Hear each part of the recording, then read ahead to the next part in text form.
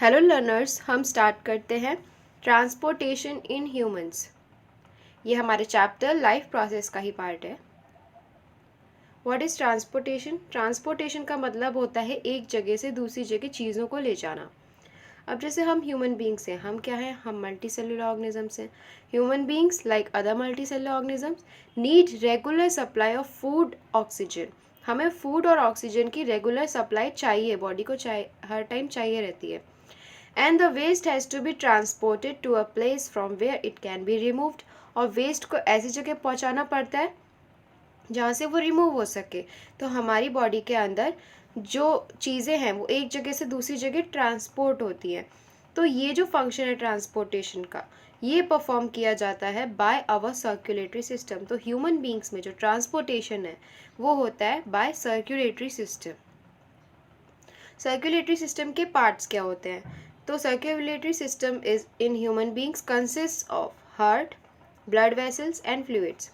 Heart major pumping organ है जो कि ब्लड को पंप करता है। ब्लड को आगे बढ़ने के लिए पीछे से प्रेशर चाहिए तो वो हार्ट देता है प्रेशर।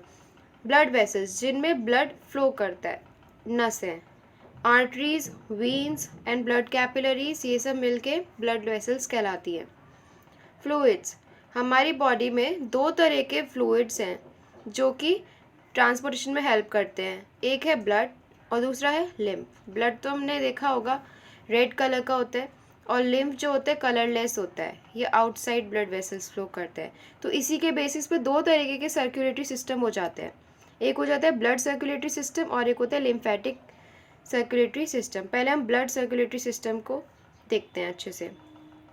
तो उसमें सबसे पहला ऑर्गन जो हमारा आता है ब्लड सर्कुलेटरी सिस्टम में वो है heart. The pumping organ that pumps blood. Heart वो पंपिंग ऑर्गन है जो कि ब्लड को पंप करता है, आगे की तरफ बढ़ाने में हेल्प करता है। इसमें 4 चैम्बर्स होते हैं, 4 पार्ट्स होते हैं, 2 आर्ट्रिया और 2 वेंट्रिकल्स, ये 4 पार्ट्स होते हैं। Heart prevents oxygen rich blood from mixing with carbon dioxide rich blood. हमने रेस्पिरेशन में देखा था कि ऑक्सीजन जो एल्वलाई में है वो ब्लड में जाती है तो ब्लड ऑक्सीजन रिच हो जाता है, और जो बॉडी से ब्लड आ रहा है वो कार्बन डाइऑक्साइड रिच ब्लड है। तो ये दोनों ब्लड आपस में मिक्स ना हो बॉडी में, तो इससे कौन प्रिवेंट करता है मिक्सिंग से? हार्ट। अब हमारे हार्ट में 4 चैम्बर्स होते क्यों हैं? Why does human heart has 4 chambers? First, it prevents oxygenated मतलब जिसमें ऑक्सीजन की मात्रा ज़्यादा, oxygen rich blood, and D oxygenated blood जिसमें ऑक्सीजन की मात्रा कम है, from mixing. It prevents oxygenated and deoxygenated blood from mixing. Second, it allows highly efficient supply of oxygen to the body. ये ज़्यादा मात्रा में ऑक्सीजन को सप्लाई करने में हेल्प करता है। क्यों? क्योंकि हम मल्टी सेलुलर ऑर्गेनिज्म से हमें ज़्यादा एनर्जी चाहिए, ज़्यादा एनर्जी के लिए ज़्यादा ऑक्सीजन चाहिए, तो वो ऑक्सीजन की जो हमारी बॉडी में पूर्ति होती है that is with the help of heart. Heart उसको मिक्स होने से रोकता है जिससे कि ऑक्सीजन जो है वो ब्लड में वो ज़्यादा बनी रहती है। ब्लड वेसल्स, 2 तरीके के ब्लड वेसल्स होते हैं हमारी बॉडी में, आर्टरीज और वेन्स, और तीसरा होता है ब्लड कैपिलरीज। ठीक है, मेजर जो है वो आर्टरीज और वेन्स हैं। अब देखते हैं होते क्या है। तो आर्टरीज वो ब्लड वेसल्स है जो कि ऑक्सीजनेटेड ब्लड को कैरी करती हैं, कैरी ऑक्सीजनेटेड ब्लड, और वेन्स वो ब्लड वेसल्स है जो डीऑक्सीजनेटेड ब्लड को कैरी करती है, जो कार्बन डाइऑक्साइड रिच ब्लड है। आर्टरीज अंदर की तरफ होती हैं बहुत बॉडी में, डीप सीटेड। ठीक है, आप अपने हाथ में देख सकते हैं, बहुत ध्यान से देखेंगे तो आपको अंदर की तरफ पर्पल कलर की नसें दिखती हैं, दैट आर आर्टरीज। और जो बाहर की तरफ दिखती हैं सुपरफिशियल हरी हरी, that are veins. Third, carry blood away from the heart. जो आर्टरी हैं वो ब्लड को हार्ट से दूर ले जाती हैं, मतलब हार्ट से ब्लड बाहर जाता है, बॉडी पार्ट्स में जाता है या लंग्स में जाता है, तो वो किसके थ्रू जाता है? आर्टरीज के थ्रू। ठीक है, जब लंग्स में जाता है या किडनीज में जाता है तो उनका नाम चेंज होता है, वर्क भी चेंज होता है। अगर पल्मोनरी आर्टरी कह रहे हैं, पल्मोनरी आर्टरी लंग से जो आर्टरी कनेक्टेड है, तो वो डीऑक्सीनेटेड कैरी करती है, और पल्मोनरी वीन है तो वो ऑक्सीजनेटेड ब्लड कैरी करेगी। ठीक है, वो उसमें उल्टा रहता है। वैसे veins carry in blood into the heart. जो वीन्स हैं वो ब्लड को हार्ट के अंदर लेकर जाती है, बॉडी पार्ट से जो ब्लड है वो हार्ट के अंदर जाता है with the help of veins. Fourth, जो आर्टरीज हैं वो थिक वॉल्ड है, जो आर्टरीज हैं उनकी जो वॉल्स होती हैं वो थिक होती है और इलास्टिक भी होती है। जो वीन्स हैं उनकी वॉल्स पतली होती हैं, थिन होती हैं और लेस इलास्टिक होती हैं। Arteries do not have walls. अब वॉल्स क्या है, ये रुकावट होती है, फ्लैप लाइक स्ट्रक्चर्स होते हैं जो कि प्रिवेंट करते हैं बैक फ्लो को ब्लड के। तो आर्टरीज में तो ऑलरेडी बहुत प्रेशर में ब्लड फ्लो करता है, इसीलिए उसकी वॉल्स भी थिक और इलास्टिक होती है ताकि उस प्रेशर को झेल सके। ठीक है, तो इनको ब्लड वॉल्स की ज़रूरत है ही नहीं, क्योंकि इसमें ब्लड अपने आप ही आगे की तरफ बढ़ेगा हाई प्रेशर में।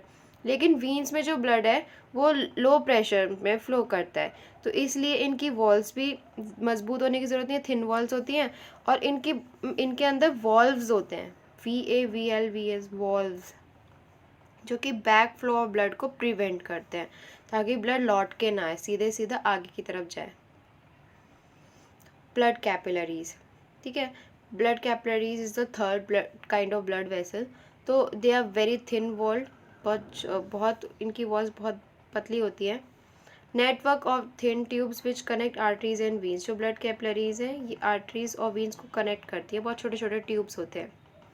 Help in exchange of materials between blood and the surrounding, ये मटीरियल्स को एक्सचेंज करने में हेल्प करती हैं ब्लड और सराउंडिंग्स में। कैसे, जैसे सराउंडिंग्स में हम मान लो अल्वलाई में हमें ब्लड से कोई चीज़ पहुंचानी है, मटेरियल पहुंचाना है, जैसे कार्बन डाइऑक्साइड ब्लड से अगर हमें एल्वलाई में पहुंचाना है तो वो किसके थ्रू जाएगा, ब्लड कैपिलरीज के थ्रू जाएगा।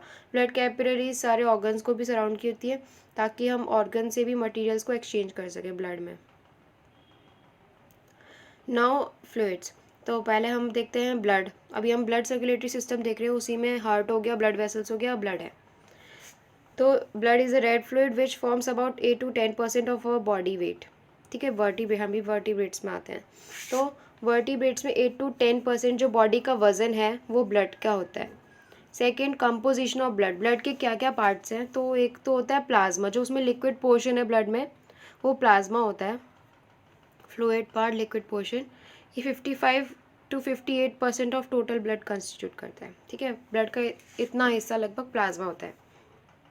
ब्लड कॉर्पसेल्स, जब हम सेंट्रीफ्यूगेशन की हेल्प से ब्लड के कंपोनेंट्स को सेपरेट करते हैं तो हम आसानी से देख सकते हैं जो लिक्विड पोर्शन है प्लाज्मा वो सेपरेट हो जाता है और फिर ब्लड कॉर्पसेल्स ऊपर की तरफ रह जाते हैं। ब्लड कॉर्पसेल्स या ब्लड सेल्स, तो हमारे अंदर 3 तरह के ब्लड सेल्स होते हैं, RBC, WBC और प्लेटलेट्स। ठीक है, RBC, WBC और प्लेटलेट्स को अब एक एक करके देखते हैं।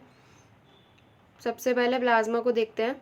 The fluid portion of blood, ये ब्लड का फ्लूइड पोर्शन है। इसका काम क्या होता है, function, it transports food, carbon dioxide and nitrogenous waste in dissolve form, घुल के ब्लड में ये तीनों चीज़ें ट्रांसपोर्ट होती है। पूछा जाता है कि कार्बन डाइऑक्साइड कैसे ट्रांसपोर्ट होता है बॉडी में, तो वो प्लाज्मा की हेल्प से ट्रांसपोर्ट होता है बाय डिजॉल्व फॉर्म।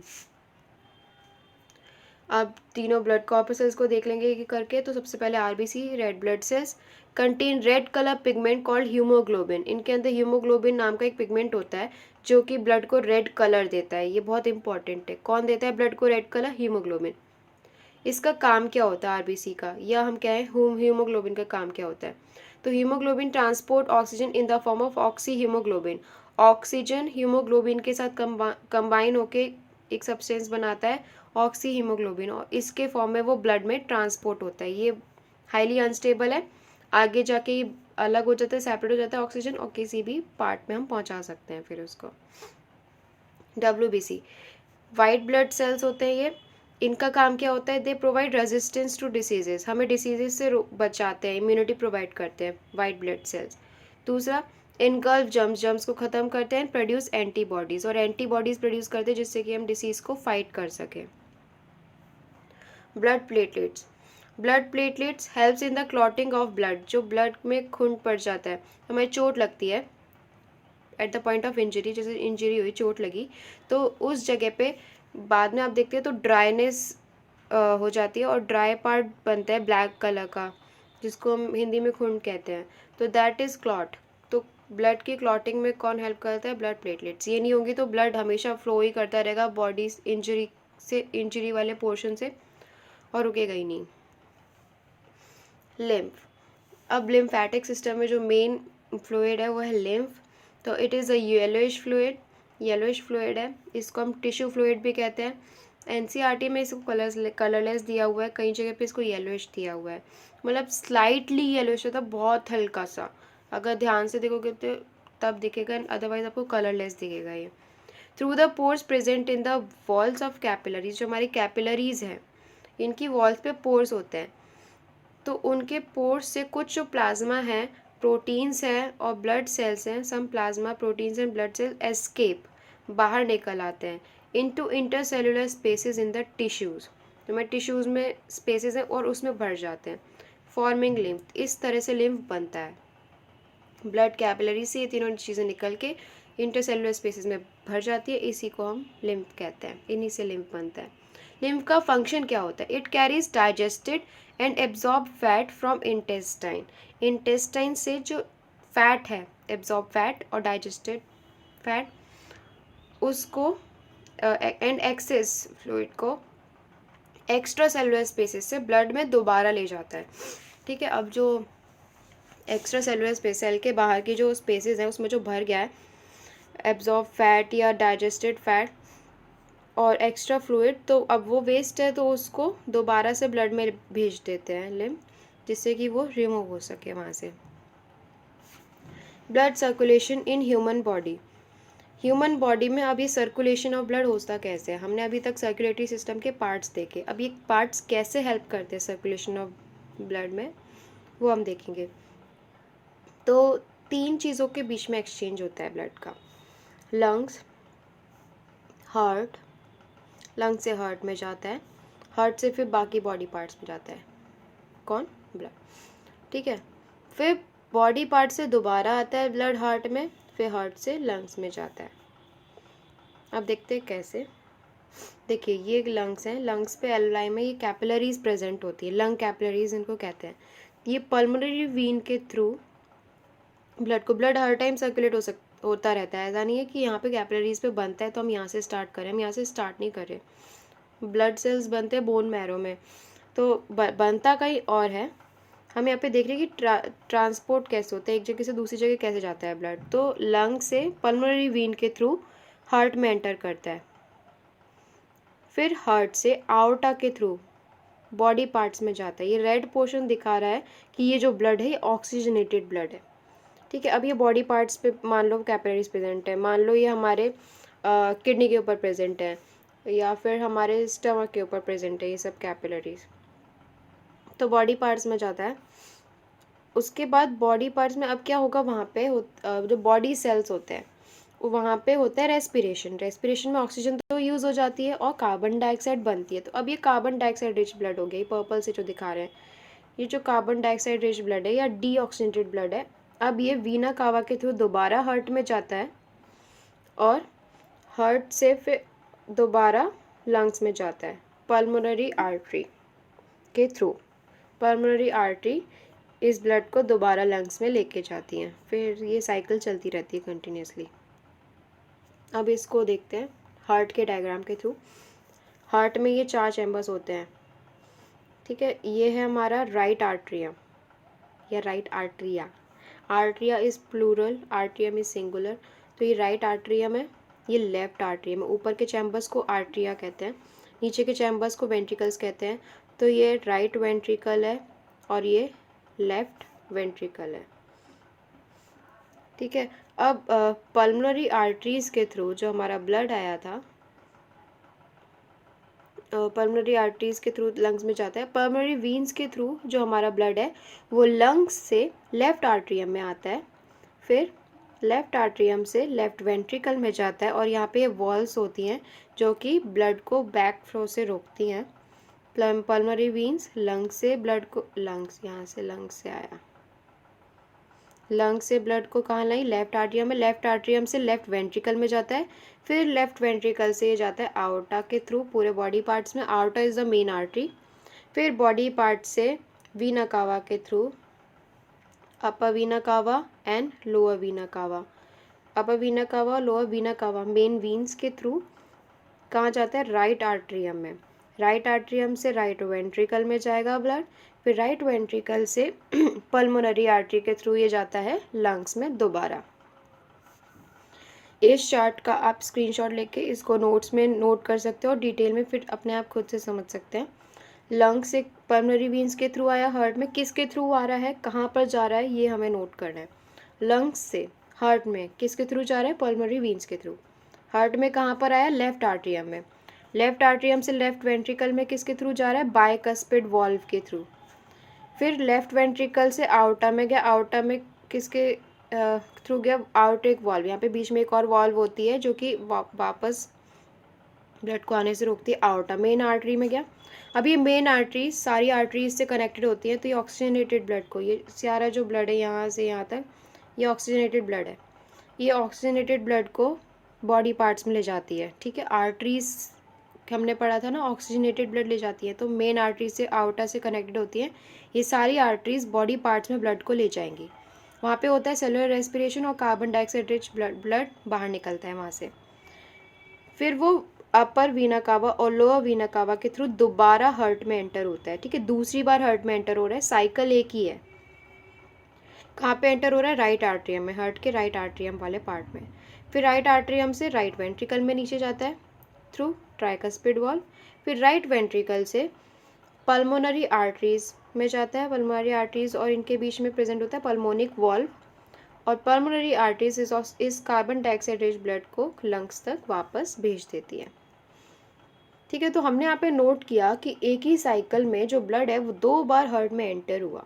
तो when the blood passes through heart twice during one cardiac cycle, this type of circulation is called double circulation. इस टाइप की सर्कुलेशन को डबल सर्कुलेशन कहते हैं, और ह्यूमंस में डबल सर्कुलेशन होता है, ये ध्यान रखने वाली बात है। वन कार्डियक साइकिल का मतलब, एक कार्डियक साइकिल का मतलब होता है एक कंप्लीट हार्ट बीट। तो एक कंप्लीट हार्ट बीट में जो ब्लड है वो 2 बार हार्ट में एंटर होता है। जब ये ध्यान रखने वाली बात है, जब वेरियस पोर्शंस में हार्ट के जब ब्लड जा रहा है इधर से उधर आगे की तरफ बढ़ रहा है, तो उसमें जो हार्ट है वो कॉन्ट्रैक्ट और रिलैक्स करता है, वो साथ साथ वो कर रहा है, मूवमेंट कर रहा है, रिदमिक मूवमेंट, इसको कहते हैं heart beat. 3 chambered heart amphibians और रेप्टाइल्स में होता है, 2 चैम्बर्ड हार्ट फिशेज में होता है। ये भी एनसीईआरटी में दिया है, ये हमें याद रखने हैं पॉइंट्स। पूछा जा सकता है हद से हमारे अंदर तो 4 चैम्बर्ड हार्ट है, तो 3 चैम्बर्ड हार्ट किस में होता है, एम्फीबियंस और रेप्टाइल्स में, क्योंकि इनको ऑक्सीजन की मात्रा इतनी ज़्यादा नहीं चाहिए होती। दूसरा 2 चैम्बर्ड हार्ट किसको चाहिए, फिशेस को। इनमें मिक्सिंग का चक्कर नहीं है, मतलब आसानी से गिल्स के थ्रू ट्रांसपोर्ट हो जाता है बॉडी में ब्लड, ठीक है। अब सर्कुलेटरी सिस्टम खत्म हो गया। Now blood pressure. What is blood pressure? The force that blood exerts against the walls of vessel is called blood pressure। अब जब हमारे ब्लड वेसल्स में ब्लड फ्लो करता है, तो वो ब्लड वेसल्स की वॉल पर एक प्रेशर एक्सर्ट करता है, उसी को कहते हैं blood pressure. This pressure is much greater in arteries than in veins. Arteries में ज़्यादा प्रेशर से ब्लड फ्लो करता है वीन्स के कंपेरिजन में। क्यों? क्योंकि हार्ट से जब बाहर ब्लड निकल रहा है तो वो ज़्यादा प्रेशर से निकलेगा, क्योंकि हार्ट पंप कर रहा है ब्लड को।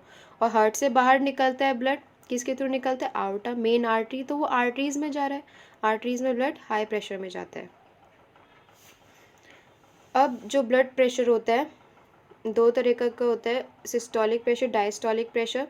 The pressure of blood inside the artery during ventricular systole, यानी कॉन्ट्रैक्शन, जब हार्ट कॉन्ट्रैक्ट करता है तब जो प्रेशर बनता है ब्लड प्रेशर, उसको हम कहते हैं सिस्टोलिक प्रेशर। और जब हार्ट रिलैक्स करता है, the pressure in artery during ventricular diastole, relaxation के दौरान जो प्रेशर बनता है that is called diastolic pressure, ठीक है। इस तरह से हम कफ लगा के मेज़र करते हैं ब्लड प्रेशर को। ब्लड प्रेशर की जो रेंज होती है हमारी बॉडी में 122/80 mmHg होती है नॉर्मल ब्लड प्रेशर, जहाँ पे 120 सिस्टोलिक प्रेशर है और 80 डायस्टोलिक प्रेशर है। इसको मेज़र कैसे करते हैं, इसके थ्रू, ठीक है। 120 रीडिंग दिखा रही है, मतलब ये ऊपर का प्रेशर होता है 120 और लो से लो कब जाता है 80, ठीक है। ये कब है, जब आर्टरीज में ब्लड फ्लो करने लगा, यानी रिलैक्स हो गया हार्ट और ये कॉन्ट्रैक्ट हुआ, तब 120 से ऊपर जाता है सिस्टोलिक प्रेशर। कॉन्ट्रैक्ट हुआ तो 120 से ऊपर, डायस्टोलिक 80 से कम। The normal systolic pressure is about 120 mmHg and diastolic pressure is 80 mmHg। तो इसलिए हम इसको ऐसे दिखाते हैं, normal human body blood pressure को 120/80 mmHg। एम एच क्या है, Hg क्या है, मिलीमीटर ऑफ मरकरी। तो 120/80 मिलीमीटर ऑफ मरकरी ये normal human body blood pressure है। ब्लड प्रेशर को हम मेज़र करते हैं किसी एक इंस्ट्रूमेंट की हेल्प से, जिसको हम कहते हैं स्फाइग्मोमैनोमीटर। जो हाई ब्लड प्रेशर का कंडीशन होती है हमारी बॉडी में उसको हाइपरटेंशन भी कहते हैं, हाई बीपी, हाइपरटेंशन। ये कब होता है? It is caused by the constriction of arterioles. जब आर्ट्रियोल्स कंस्ट्रिक्ट हो जाते हैं, सिकुड़ जाते हैं, तो जो ब्लड फ्लो है उसकी रेजिस्टेंस बढ़ जाती है। मतलब आर्ट्रियोल जब सिकुड़ जाएंगे तो ब्लड ज़्यादा तेज़ी से टकराएगा, प्रेशर ज़्यादा लगेगा, which result in increase resistance to blood flow. और ब्लड आसानी से फ्लो नहीं कर पाएगा, रुकाव पैदा होगा जब वो कॉन्ट्रैक्ट हो गए। तो इससे कंडीशन अराइज होती है हमारी बॉडी में जिसको हम कहते हैं हाइपरटेंशन। ठीक है, यहाँ पर हमारे टॉपिक ख़त्म हुआ। अब हम देखेंगे ट्रांसपोर्टेशन इन प्लांट्स अपनी नेक्स्ट वीडियो में। Thank you.